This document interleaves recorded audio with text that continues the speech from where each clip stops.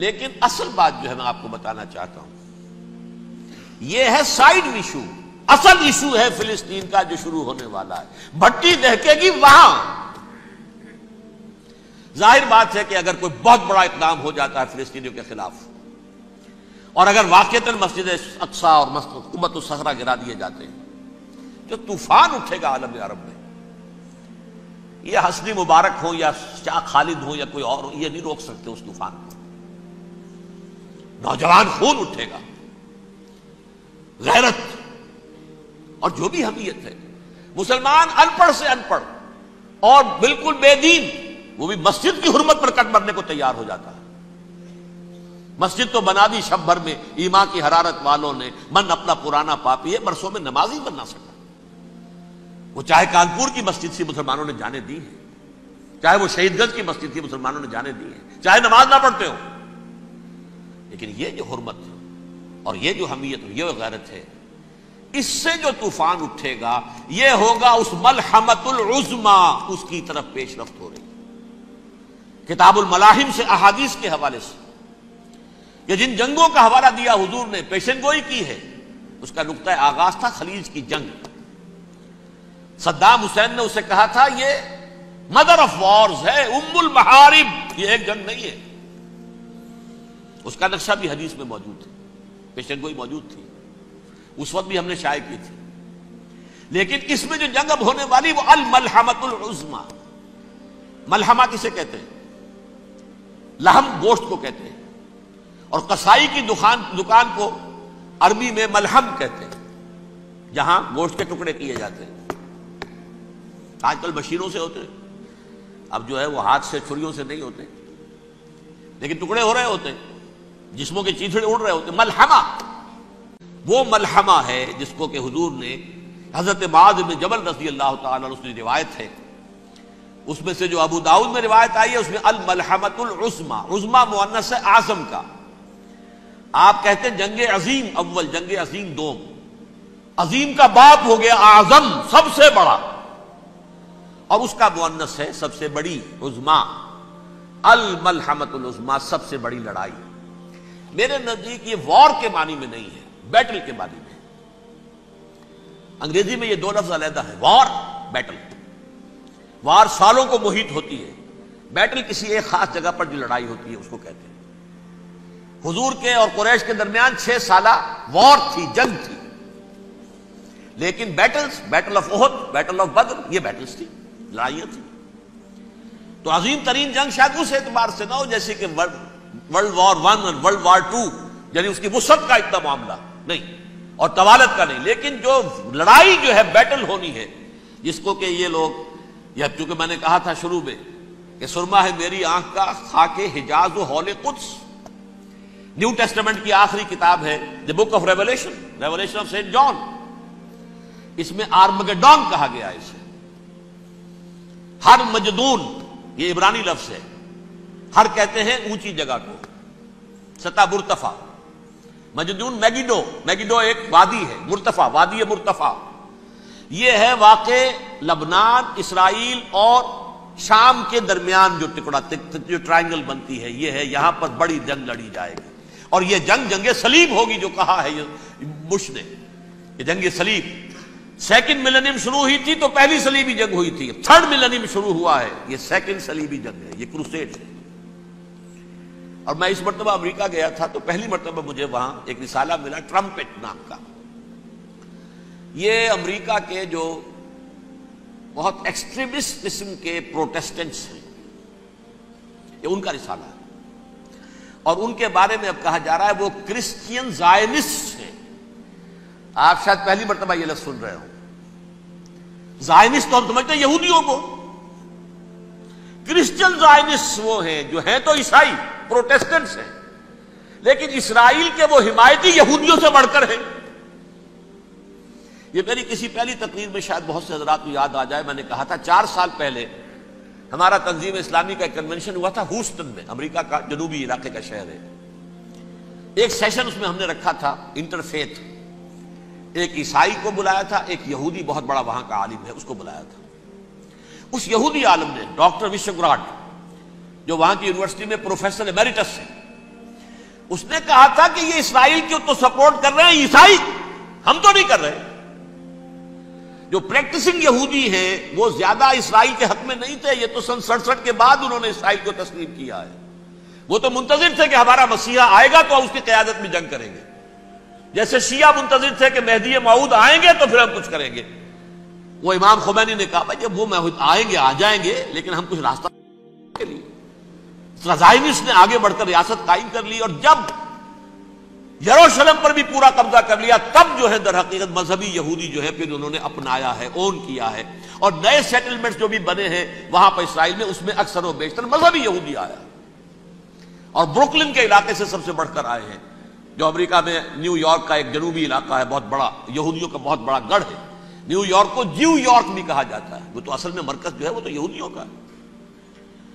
اس حوالے سے وہاں پر جو کرسچن زائنسٹ کہلاتے ہیں وہ اسرائیل کے یہودیوں سے بھی بڑھ کر کہیں سپورٹر ہیں۔ بہرحال اس دوسری صلیبی جنگ کا معاملہ جو میں کہہ رہا تھا، ٹرمپٹ نامی رسالہ، اس کا ایک مضمون ہے دی لاسٹ کروسیڈ۔ اب یہ آخری کروسیڈ ہے جو شروع ہونے والا ہے۔ میں تو حیران ہوں کس قدر کھل کے وہ باتیں کرتے ہیں۔ رومن کیتھولکس کو وہ کہتے ہیں کہ یہ شیطان ہے، یہ پوپ شیطان ہے، یہ یورپ کو اس نے جمع کیا ہے کرسچینٹی کی بنیاد پر، اور اس میں زیادہ تر کیتھولکس ہیں۔ آپ کو معلوم ہے برطانیہ بڑی مشکل سے شامل ہوا ان کے ساتھ، اس لیے کہ وہ پروٹیسٹنٹ کا سردار تھا، ابھی پوری طرح نہیں ہے۔ یورپ جو ہے وہ رومن امپائر دوبارہ یہ کھڑی کر رہا ہے، اور در حقیقت یہ جو ہے یہودیوں سے بھی چھیننا چاہتے ہیں اسرائیل کو اور فلسطین کو، اور مسلمانوں سے بھی، اور یہ وہی کروسیڈ جو تھے اربن ثانی کے، اس کی تیاری کر رہے ہیں تاکہ وہاں پر عیسائی حکومت قائم ہو جائے، کیتھولکس کی، پوپ کی حکومت قائم ہو جائے، جیسے ایسٹ تیمور میں کر دی ہے۔ ایسٹ تیمور میں کون سی حکومت بنی ہے؟ رومن کیتھولک اسرائیل میں بنے، تاکہ یہ سارے مقامات مقدسہ جہاں اسرائیل پیدا ہوئے، حضرت مسیح پیدا ہوئے، بیت الحم کہاں ہے؟ وہی ہے کہ نہیں؟ جہاں سے ریزریکشن ہوا ان کے خیال میں وہ کہاں ہے؟ وہیں پر ہے کہ نہیں؟ بڑے بڑے گرجے ان کے وہی ہیں۔ تو اس اعتبار سے ان کا کہنا یہ ہے یہ لاسٹ کروسیڈ کی تیاری ہو رہی ہے، یہ کیفور، اور ان کا کہنا یہ ہے کہ یہ پوری طاقت نیٹو کی جو ہے، یہ پہلے جرمنی سے لائی گئی بوسنیا، انہوں نے خود وہاں جنگ کروائی، انہوں نے خود وہاں پر ایتھنک کلینسنگ کروائی، پھر خود مصالحت کے لیے آ گئے، پھر کوسوو میں انہوں نے خود آگ بھڑکائی۔ یہ میں نہیں کہہ رہا، یہ وہ ٹرمپٹ رسالہ امریکہ سے چھپنے والا پروٹیسٹنٹس کا رسالہ ہے جو یہ کہہ رہا ہے۔ پھر انہوں نے کوسوو کے اندر کروایا، اور پھر وہ وہاں پر پیس فورس کی حیثیت سے آ گئے۔ اب وہ میسیڈونیا میں کروا رہے ہیں اور وہاں داخل ہو گئے ہیں۔ اگلا قدم ان کا سائپرس ہوگا، سائپرس میں ترکوں کو اور وہ گریکس کو لڑائیں گے اور وہاں آ جائیں گے، وہاں سے ایک چھلانگ لگائیں گے اور یہ فلسطین میں پہنچیں گے، اور یہ وہاں پر ایک رومن امپائر، اپنی پرانی رومن امپائر کی طرح کی رومن کیتھولک ریاست قائم کرنا چاہتے ہیں۔ تو وہاں امریکہ کے عیسائیوں میں بھی کوئی ایک طبقہ نہیں ہے، کیتھولکس بھی ہے، کیتھولکس زیادہ نہیں ہے ہمدرد، لیکن اب تابع ہو چکے ہیں۔ اسحاق ریبین نے جب یہ پیس ٹاک شروع ہوئی تھی، آپ کو یاد ہوگا شاید، کہ جب وہ آیا تھا واشنگٹن سے واپس فلسطین اسرائیل، تو پہلے روم میں رکا for an audience with the pope, اور پوپ کو اس نے ایک مرتبان سا پیش کیا تھا، حضرت سلیمان علیہ السلام کے زمانے کا مرتبان، اور کہا تھا دیکھیے 3000 برس تک ہم نے اس کی حفاظت کی ہے، اب یہ میں آپ کے حوالے کر رہا ہوں۔ اس کے بعد سے پوپ جو ہے بالکل رام ہو گیا، اور وہ عیسائیوں کے ساتھ اور یہودیوں کے ساتھ ان کا پورا معاہدہ ہو۔ اب پورا عیسائی ورلڈ جو ہے بعثت مجموعی یہودیوں کے شکنجے میں ہے۔ البتہ ان کے اندر بھی جھگڑے ہیں، جو وہاں پر وائٹ کرسچن ملیشیاز ہیں وہ ایکسٹریمسٹ ہیں کیتھولکس، ان کے نزدیک دشمن نمبر 1 یہودی، دشمن نمبر 2 مسلمان، دشمن نمبر 3 جو یورپ میں کالے ہیں، ایفرو امریکن، چاہے وہ عیسائی ہو گئے ہوں، کوئی بھی ہوں، یہ 3 دشمن ہیں جن سے انہوں نے کلینز کرنا ہے، صاف کرنا ہے ان کے خیال کے مطابق امریکہ کی سوسائٹی کو، اولاً یہود، پھر مسلمان، اور پھر یہ جو کالے ہیں۔ لیکن دوسری طرف پروٹیسٹنٹس کے اندر ایکسٹریمسٹ وہ ہیں جنہیں کہا جا رہا ہے یہ کرسچین زائنسٹ ہیں، یہ اسرائیل سے بڑھ کر سپورٹرز ہیں۔ بہرحال یہ اب جنگ ہوگی، اس کا نتیجہ کیا نکلے گا یہ تو اللہ ہی جانتا ہے۔ اب میں آخری بات کی طرف آ رہا ہوں۔ آخری نتیجہ تو جو بھی کچھ اپس اینڈ ڈاؤنز آئیں گے، تلک الایام نداولھا بین الناس. آخری نتیجہ ڈراپ سین وہ یہ ہوگا کہ اللہ کے دین کا بول بالا ہوگا اور پوری دنیا پر محمد کے لائے ہوئے دین صلی اللہ علیہ وسلم کی حکومت قائم ہوگی. وہ گویا قیامت کی تمہید ہوگی، اس کے بعد بس قیامت آئے گی، کیونکہ مقصد کائنات، تخلیق کائنات پورا ہو جائے گا. پوری مخلوقات کے اندر مقصد تخلیق، کلائمیکس آف کریشن محمد الرسول اللہ صلی اللہ علیہ وسلم. دین کی تکمیل محمد الرسول اللہ صلی اللہ علیہ وسلم. اور اس خلافت عرضی کے لیے جو حضرت آدم کو خلافت دی گئی تھی، جب اس میں وہ خلافت پوری دنیا پر قائم ہو جائے گی، اس کا مقصد پورا ہو جائے گا. And that will be the beginning of the end. اس کے بعد قیامت ہے.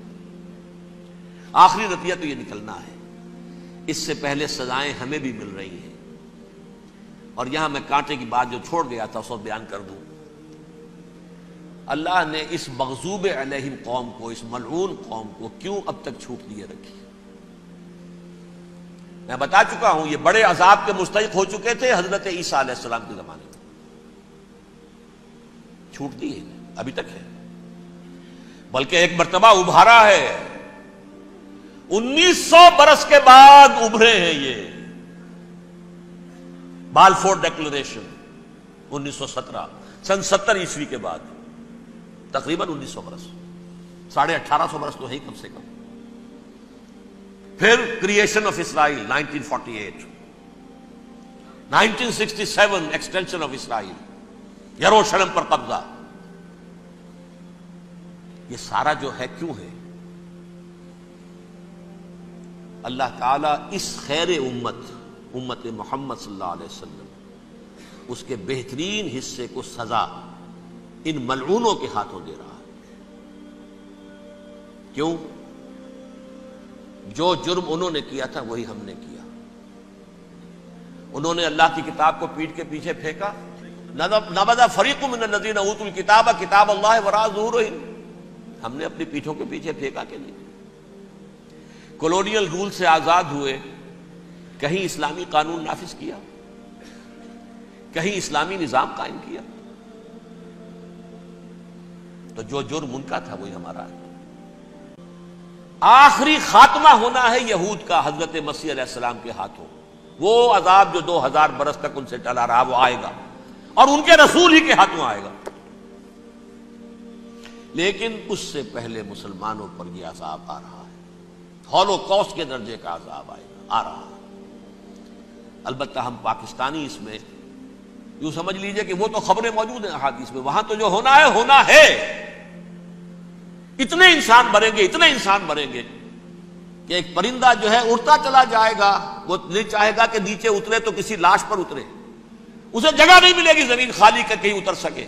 تھک ہار کر گرے گا، مرے گا تو بھی لاش کے اوپر گرے گا. یہ الفاظ ہیں حضور صلی اللہ علیہ وسلم. الملحمۃ العظمیٰ، الملحمۃ الکبریٰ.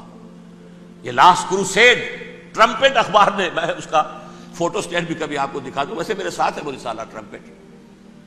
دی لاسٹ کروسیڈ، اس کی تیاری ہو رہی ہے. وہ الملحمۃ العظمیٰ اور ملحمۃ الکبریٰ جو ہے وہ آنے والی ہے. ابن ماجہ میں کبریٰ کہا ہے، اکبر کا مؤنث کبریٰ. ملحمہ کبریٰ سب سے بڑی جنگ، اور ملحمہ عظمیٰ سب سے عظیم جنگ. یہ ہوگی اور بہت جلد ہوگی.